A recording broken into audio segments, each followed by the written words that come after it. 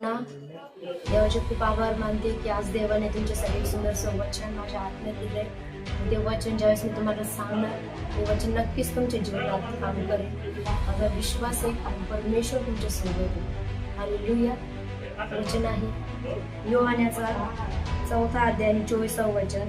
देव आत्मा आहे आणि त्याच्या उपासकांनी त्याची उपासना आत्म्याने व खरेपणाने केली पाहिजे. हालेलुया. परमेश्वर आपल्या प्रत्येकामध्ये त्याचे खरे आराधक शोधतो. मग तुम्ही तयार आहेत का त्याचे खरे आराधक होण्यासाठी, त्याची उपासना करण्यासाठी? खरोखर परमेश्वर आपल्यामध्ये खरा आराधक शोधतो.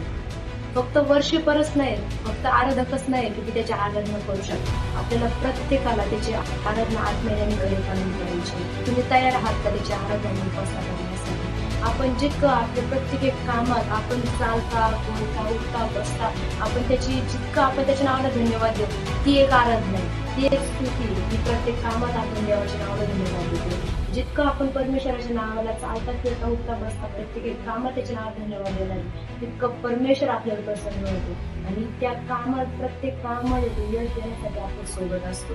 आणि आपल्याला यश प्राप्ती घडवणारा फक्त आपला परमेश्वर आहे. मग तुम्ही तयार आहेत का त्याची आराधना आणि त्याची उपासना करण्यासाठी?